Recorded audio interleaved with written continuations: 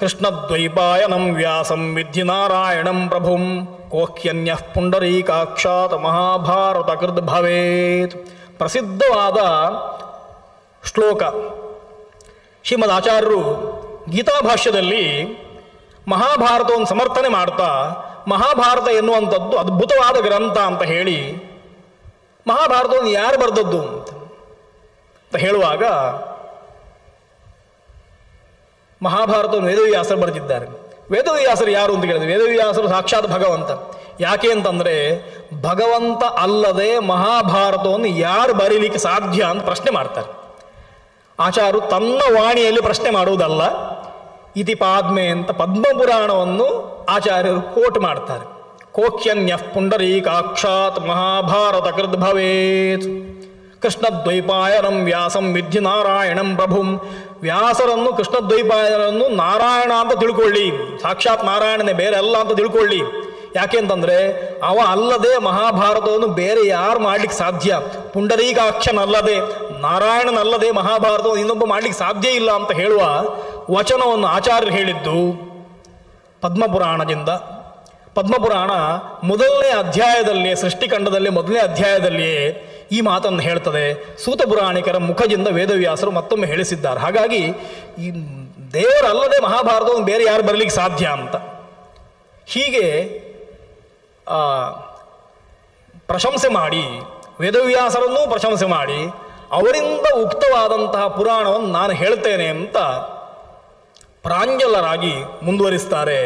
ಮುಂದಿನ ಅಧ್ಯಾಯದಲ್ಲಿ ಸೃಷ್ಟಿಖಂಡ ಆದ್ದರಿಂದ ಸೃಷ್ಟಿಯ ವರ್ಣನೆ ಬರ್ತದೆ, ಜಗತ್ತಿನ ಸೃಷ್ಟಿ ಹೇಗಾಯಿತು ಅಂತ.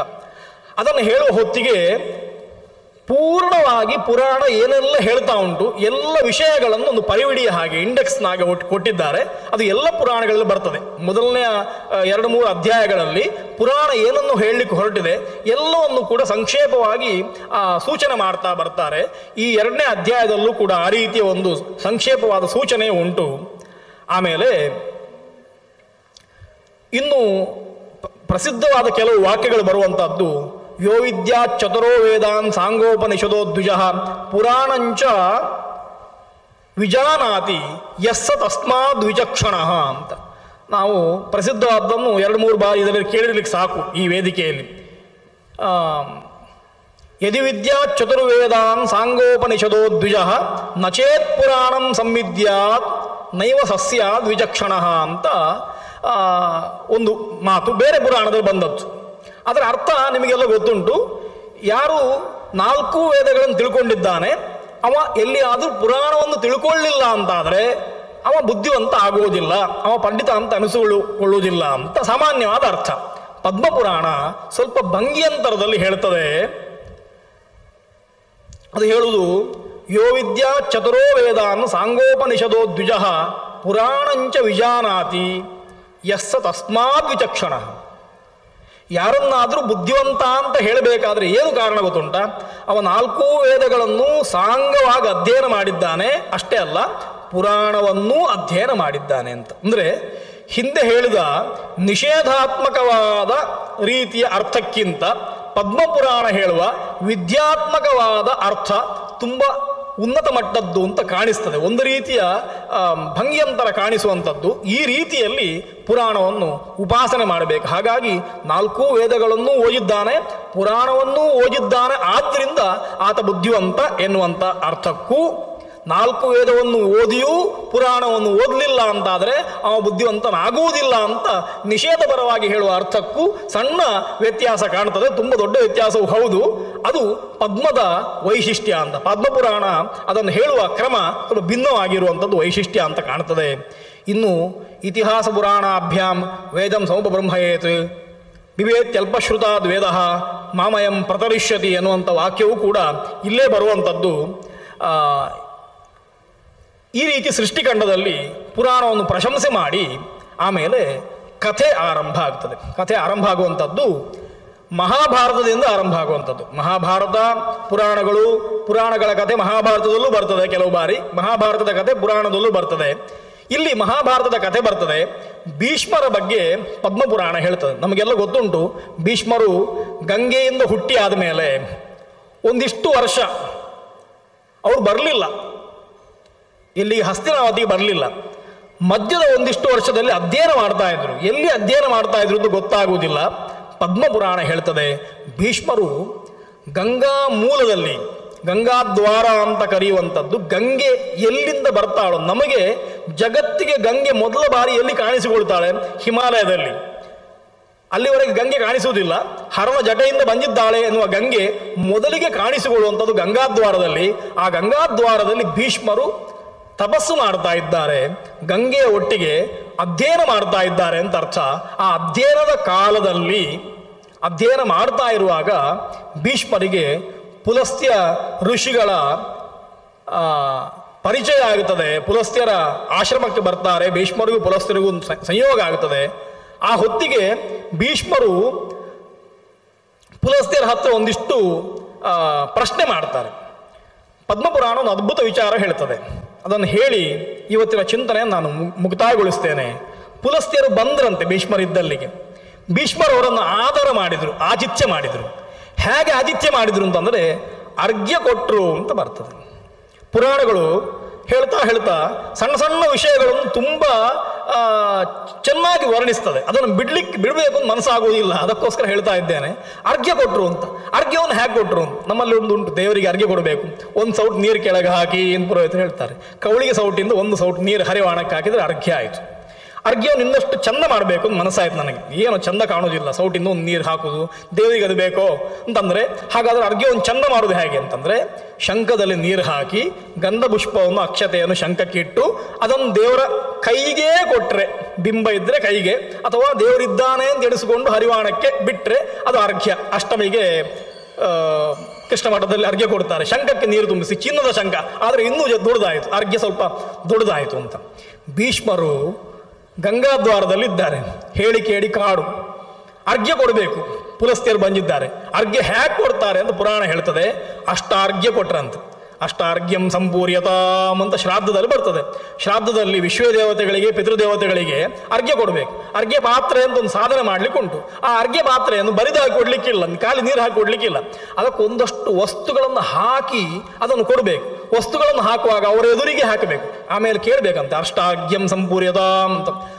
ಅಷ್ಟು ಅಷ್ಟಾರ್ಘ್ಯಂ ಅಂತ ಅವ್ರು ಹೇಳಬೇಕು. ಇದು ಅಷ್ಟಾರ್ಘ್ಯ ಪೂರ್ತಿ ಆಯಿತು ಅಂತ ಅವ್ರಿಗೆ ಹೇಳಬೇಕು. ಹೌದು ಆಯಿತು ಅಂತ ಅವ್ರು ಹೇಳ್ತಾರೆ. ಆಮೇಲೆ ಕೊಡಿ ಅಂತ. ಅಂದರೆ ಏನನ್ನು ಕೊಡ್ತಾ ಇದ್ದೇನೆ ಅಂತ ಪಡ್ಕೊಳ್ಳುವವನಿಗೆ ತೋರಿಸಿ ಅದರಲ್ಲಿ ಲೋಪ ಆಗಲಿಲ್ಲ ಅಂತ ಅವನ ಹತ್ರ ಹೇಳಿಸಿ ಆಮೇಲೆ ಅವನಿಗೆ ಕೊಡುವುದು ಅಂತ. ಪೂಜೆ ಮಾಡುವಾಗ ದೇವರು ನೋಡ್ತಾ ಇರ್ತಾನೆ ಯಾವುದನ್ನು ಕೊಡ್ತಾನೆ ಅಂತ. ನಾವು ಸುಮ್ಮನೆ ಸುಳ್ಳು ಹೇಳ್ತಾ ಇರ್ತೇವೆ, ಆ ಪತ್ರವನ್ನು ಸಮರ್ಪಿಸ್ತೇನೆ, ಈ ಪತ್ರವನ್ನು ಸಮರ್ಪಿಸ್ತೇನೆ ಅಂತ. ಹಾಕುವುದು ತುಳಸಿ ಮಾತ್ರ. ಭಾವನೆ ಇದ್ದರೆ ಖಂಡಿತ ಸರಿ, ತುಳಸಿಯಲ್ಲೇ ಎಲ್ಲ ಪತ್ರವನ್ನು ಸಂಕಲ್ಪಿಸ್ತೇನೆ ಅಂತ. ಆದರೆ ಆಚಾರಕ್ಕೋಸ್ಕರ ಕೇವಲ ಅದನ್ನು ಯಾಂತ್ರಿಕವಾಗಿ ಮಾಡಿದರೆ ದೇವರು ಸ್ವೀಕರಿಸುವುದಿಲ್ಲ, ಒಲ್ಲನೋ ಹರಿಕೊಳ್ಳೋದು ಅಂತ ಆಗಿಬಿಡ್ತದೆ. ಅದಕ್ಕೋಸ್ಕರ ಇಲ್ಲಿ ಭೀಷ್ಮರು ಅರ್ಘ್ಯವನ್ನು ಕೊಡ್ತಾರೆ. ಪುರಾಣ ಹೇಳ್ತದೆ ಹೇಗೆ ಅಂತಂದರೆ, ಪಲಾಶೆ ಅರ್ಘ್ಯ ಪಾತ್ರೆ ತು ಪಾಲಾಶೆ ದೂರ್ವಾಕ್ಷತ ಸುಮೈ ಕುಶೈ ಸರ್ಚಪೈಶ್ಚ ದಧಿಕ್ಷೌದ್ರೈ ಯವೈಶ್ಚ ಪಯಸಾ ಸಹ ಅಷ್ಟಾರ್ಘ್ಯೋ ಹ್ಯೇಷ ನಿರ್ದಿಷ್ಟ ಅರ್ಘೋ ಹಿ ಮುನಿಪುಂಗವ ಮುನಿಭಿಃಪುರ. 8 ವಸ್ತುಗಳನ್ನು ಹಾಕಬೇಕು ಅರ್ಘ್ಯ ಪಾತ್ರೆಗೆ. ಅದು ಯಾವುದು ಅಂತಂದರೆ ಪಲಾಶ ವೃಕ್ಷದಿಂದ ಮಾಡಲ್ಪಟ್ಟಂಥ ಪಾತ್ರೆ ಆಗಿರಬೇಕು. ಆ ಪಾತ್ರೆಯಲ್ಲಿ, ಅಥವಾ ಪಾಲಾಶೆ ಅಂತಂದರೆ ಪತ್ರದಿಂದ, ಎಲೆಯಿಂದ ರಚಿಸಲ್ಪಟ್ಟಂಥ ದೊನ್ನೆ, ಅದರಲ್ಲಿ ಹಾಕಬೇಕು. ದೂರ್ವ, ಅಕ್ಷತ, ಪುಷ್ಪಗಳು, ಆಮೇಲೆ ಕುಶ ದರ್ಭೆಯ ಎಸಳುಗಳು, ಸರ್ಷಪ, ಆಮೇಲೆ ದಧಿ ಮೊಸರು, ಜೇನುತುಪ್ಪ, ಆಮೇಲೆ ಜವೆಗೋಧಿ ಅಥವಾ ಯವ ಎನ್ನುವ ಧಾನ್ಯ, ಇಷ್ಟನ್ನು ಹಾಕಿ ಅರ್ಘ್ಯ ಆಗಬೇಕು ಅಂತ ಹಾಲನ್ನು ಹಾಕಿ, ನೀರನ್ನಲ್ಲ ಹಾಲನ್ನು ಹಾಕಿ ಇಷ್ಟನ್ನು ಸೇರಿಸಿ ಅರ್ಘ್ಯ ಅಂತ ಕೊಡಬೇಕಂತ ಬಂದ ವ್ಯಕ್ತಿಗೆ. ಎಲ್ಲಿ ಕೊಡೋದು ಅಂದರೆ ಕೈಗೆ ಕೊಡೋದು ಅಂತ ಅರ್ಥ. ಅಂದರೆ ಗೌರವ ಅಂತ ಅರ್ಥ. ಒಂದು ಗೌರವ ಕೊಡಬೇಕಾದ್ರೂ ಒಂದಿಷ್ಟು ವಸ್ತುಗಳನ್ನು ಕೊಡಬೇಕು ಅಂತಂದರೆ ಅದರಲ್ಲಿರುವ ಶ್ರದ್ಧೆ ಉಂಟಲ್ಲ, ಆ ವಸ್ತುಗಳನ್ನು ತಯಾರು ಮಾಡುವುದು, ಅದನ್ನು ಮೇಲನ ಮಾಡುವಂಥದ್ದು, ಹಾಕುವುದು, ಕೈಯಲ್ಲಿ ಹಿಡ್ಕೊಳ್ಳುವುದು, ಈ ಶ್ರದ್ಧೆಗೆ ಬಂದ ವ್ಯಕ್ತಿ ಮಾರು ಹೋಗಬೇಕು. ದೇವರ ಆರಾಧನೆಯೂ ಅಷ್ಟೇ. ದೇವರಿಗೆ ಒಂದಷ್ಟು ತೋರಿಸ್ಬೇಕು ಅಂತ ಪ್ರದರ್ಶನ ಅಲ್ಲ. ನಾವು ಒಂದೊಂದು ವಸ್ತುವನ್ನು ಸ್ವೀಕಾರ ಮಾಡುವಾಗ ನಾವು ಆ ವಸ್ತುವನ್ನು ಸ್ವೀಕಾರ ಮಾಡುವಲ್ಲಿ, ಅದರ ಪರಿಶುದ್ಧಿಯನ್ನು ಕಾಪಾಡುವಲ್ಲಿ ವಹಿಸುವಂಥ ಶ್ರದ್ಧೆಯೇ ಪೂಜೆಯ ಅಂಗ ಆಗ್ತದೆ. ದೇವರ ಪೂಜೆ ಅಂತಂದರೆ ಹೂ ತಂದು ಅರ್ಚನೆ ಮಾಡುವುದು ಅಂತ ಅರ್ಥ ಅಲ್ಲ. ಹೂ ಕೊಯ್ಯುವುದರಿಂದ ಶುರುವಾಗ್ತದೆ. ಹೂ ಕೊಯ್ಯುವಾಗ ದೇವರ ನಾಮಸ್ಮರಣೆಯನ್ನೋ ಕೀರ್ತನೆಯನ್ನೋ ಹೇಳ್ತಾ ಹೂ ಕೊಯ್ಯುವಂಥದ್ದು. ಆ ಹೂವನ್ನು ಬಾರದ ಹಾಗೆ ನೋಡಿಕೊಳ್ಳುವಂಥದ್ದು, ಅದನ್ನು ತೊಳೆದು ಅದರಲ್ಲಿರುವಂಥ ಧೂಳಿನ ಕಣ ಇದ್ರೆ ತೆಗೆಯುವಂಥದ್ದು, ಆ ಹೂವಿಗೆ ತೊಂದರೆ ಆಗದ ಹಾಗೆ ಅದನ್ನು ಹಾಗೆ ಕಾಪಾಡುವಂಥದ್ದು, ಆಮೇಲೆ ತಂದು ಹಾಗೆ ದೇವರ ತಲೆಯಲ್ಲಿಡುವಂಥದ್ದು. ಇಷ್ಟು ಕೆಲಸ ಉಂಟಲ್ಲ, ಈ ಇಷ್ಟು ಕೆಲಸವು ಪೂಜೆಯ ವ್ಯಾಪ್ತಿಯಲ್ಲೇ ಬರ್ತದೆ. ಇದು ಪೂಜೆಯಿಂದ ಹೊರಗಿಡುವ ಹಾಗಿಲ್ಲ. ಹಾಗಾಗಿ ಪೂಜೆ ಅಂತಂದ್ರೆ ಇಷ್ಟು ದೇವರು ನೋಡುವಾಗ ಹೂವನ್ನು ಮಾತ್ರ ನೋಡುವುದಿಲ್ಲ. ಹೂ ಯಾವ ಗಿಡದಲ್ಲಿ ಇತ್ತು, ಹೇಗೆ ಹೂವನ್ನು ತಂದ, ತನ್ನ ತಲೆಯಲ್ಲಿಯೋ ಕಾಲದಲ್ಲಿಯೋ ಈ ಹೂವನ್ನು ಹೇಗೆ ಇಟ್ಟ, ಅವನ ಮನಸ್ಸಿನಲ್ಲಿ ಆಗ ಯಾವ ಭಾವನೆ ಇತ್ತು, ಆ ಮನಸ್ಸು ಬಾಡಿತ್ತೋ, ಹೂವಿನ ಹಾಗೆ ಪ್ರಫುಲ್ಲವಾಗಿತ್ತೋ, ಅವನಿಗೆ ಅನುಗ್ರಹ ಮಾಡಬೇಕೋ ಬೇಡೋ ಅಂತ ಆಲೋಚನೆ ಮಾಡುವಾಗ ಇಷ್ಟನ್ನು ನೋಡಿ ದೇವರು ಅನುಗ್ರಹ ಮಾಡ್ತಾನೆ ಅಂತ. ಹಾಗಾಗಿ ಯಾವುದಾದ್ರೂ ಒಂದು ವಸ್ತುವನ್ನು ಒಬ್ಬನಿಗೆ ಕೊಡುವಾಗ ಭಾವನೆ ಅತ್ಯಂತ ಮುಖ್ಯವಾಗ್ತದೆ. ಭಾವನೆ ಎಲ್ಲಿಯಾದರೂ ಮುಖ್ಯವಾದರೆ ವಸ್ತು ಗೌಣ ಆಗ್ತದೆ. ತಗೊಳ್ಳುವವನಿಗೆ ವಸ್ತು ಬೇಡ ಅಂತ ಅನಿಸ್ತದೆ. ನಾವು ಹೇಗೆ ಮಾಡ್ತೇವೆ ಅಂತಂದ್ರೆ, ವಸ್ತುವನ್ನು ಕೊಡಬೇಕು ತಗೊಳ್ಳುವವನಿಗೆ, ಹೇಗೆ ಕೊಡಬೇಕು ಅಂತಂದ್ರೆ ಅವನಿಗೆ ಬೇಡ ಅಂತ ಅನಿಸ್ಬೇಕು ಅಂತ. ಬೇಡ ಅಂತ ಅನಿಸುವಾಗ ವಸ್ತುವನ್ನು ಕೊಡಬಾರ್ದು, ಬೇಡ ಅಂತ ವಸ್ತು ಬೇಡ ಅಂತ ಅನಿಸುವ ಹಾಗೆ ಕೊಡಬೇಕು. ಭ್ರಾಮಕ ಆಯ್ತಲ್ಲ. ವಸ್ತು ಬೇಡ ಅಂತ ಅನಿಸುವ ಹಾಗೆ ಕೊಡಬಾರ್ದು ಅಂತ ಹೇಳ್ತೀರಿ, ವಸ್ತು ಬೇಡ ಅಂತ ಅನಿಸುವ ಹಾಗೆ ಕೊಡಬೇಕು ಅಂತ ಹೇಳ್ತೀರಿ. ಏನು ಅಂತಂದ್ರೆ, ಈ ವಸ್ತು ಕೊಡ್ತಾ ಇರುವಂಥ ವಸ್ತುವನ್ನು ನೋಡಿದ ಕೂಡ ಅದು ಬೇಡ ಅಂತ ಅನಿಸಬಾರದು. ಆದರೆ ಕೊಡುವ ಕ್ರಮವನ್ನು ನೋಡುವಾಗ ಈ ವಸ್ತು ಬೇಡ, ಕೊಡುವ ಕ್ರಮವೇ ಚೆನ್ನಾಗುಂಟು ಅಂತ ಅನಿಸ್ಬೇಕು. ಈ ರೀತಿಯಲ್ಲಿ ಅರ್ಘ್ಯವನ್ನು ಕೊಡಬೇಕು, ಈ ರೀತಿಯಲ್ಲಿ ಆತಿಥ್ಯವನ್ನು ಮಾಡಬೇಕು ಅಂತ ಪದ್ಮಪುರಾಣ ಭೀಷ್ಮರು ಪುಲಸ್ತ್ಯರಿಗೆ ಅರ್ಘ್ಯವನ್ನು ಕೊಡುವ, ಪುಲಸ್ತ್ಯರನ್ನು ತನ್ನ ಕಡೆಗೆ ಕರೆದೊಯ್ಯುವಂಥ ಸಣ್ಣ ಹೊತ್ತಿನಲ್ಲಿ ಒಂದು ಅನುಷ್ಠುಪ್ನಲ್ಲಿ ಹೇಳಿಬಿಡ್ತದೆ. ಇಂತಹ 55,000 ಅನುಷ್ಠುಪ್ ಉಂಟು ಪದ್ಮದಲ್ಲಿ. ಅವುಗಳನ್ನು ಎಲ್ಲವನ್ನೂ ನೋಡ್ಲಿಕ್ಕೆ ಆಗ್ತದೋ ಇಲ್ಲವೋ ಗೊತ್ತಿಲ್ಲ. ಯಥಾಮತಿ ನನಗೆ ಸಿಕ್ಕಿದ ಮೌಕ್ತಿಕಗಳನ್ನು ಮಾತ್ರ ಎತ್ತಿ ನಿಮ್ಮ ಎದುರಿಗೆ ಇಡ್ತೇನೆ, ಅದನ್ನು ಸ್ವೀಕಾರ ಮಾಡಬೇಕು. ಅದಕ್ಕಿಂತ ಹೆಚ್ಚು ಈ ಜಾಗದಲ್ಲಿ ಆಚಾರ್ಯರು ಸನ್ನಿಹಿತರಾಗಿ ಪುರಾಣ ತುಂಬ ಕಡೆಯಲ್ಲಿ ಪದ್ಮಪುರಾಣವನ್ನು ಆಚಾರ್ಯರು ಉಲ್ಲೇಖ ಮಾಡ್ತಾರೆ. ಎಲ್ಲೆಲ್ಲಿ ಉಲ್ಲೇಖ ಮಾಡ್ತಾರೆ, ಎಷ್ಟಾಗ್ತದೆ ಅಷ್ಟನ್ನು ನಾನು ನಾಳೆಯಿಂದ ಹೇಳ್ತಾ ಬರ್ತೇನೆ. ಅವುಗಳೆಲ್ಲವೂ ಕೂಡ ಹೆಚ್ಚಿನದು ಪದ್ಮಪುರಾಣದಲ್ಲಿ ಇವತ್ತು ಲಭ್ಯ ಆಗ್ತದೆ, ಕೆಲವು ಲಭ್ಯ ಆಗುವುದಿಲ್ಲ. ಪುರಾಣವನ್ನು ನಾವು ಕಳ್ಕೊಂಡಿದ್ದೇವೆ ಎನ್ನುವಂಥದ್ದು, ಒಂದಷ್ಟು ಮಟ್ಟಿಗೆ ಕಳ್ಕೊಂಡಿದ್ದೇವೆ ಎನ್ನುವಂಥದ್ದು ನಮ್ಮ ಗಮನದಲ್ಲಿ ಇರಬೇಕು. ಯಾಕೆ ಅಂತಂದರೆ, ಅದನ್ನು ಗಮನದಲ್ಲಿ ಇಟ್ಟುಕೊಂಡ್ರೆ ನಾಳೆ ದಿವಸ ನಮ್ಮ ಮುಂದಿನ ಪೀಳಿಗೆಗೆ ನಾವು ಎಷ್ಟು ಪುರಾಣವನ್ನು ಕೊಡ್ತೇವೆ ಎನ್ನುವಂಥದ್ದು ನಮ್ಮ ಜವಾಬ್ದಾರಿ.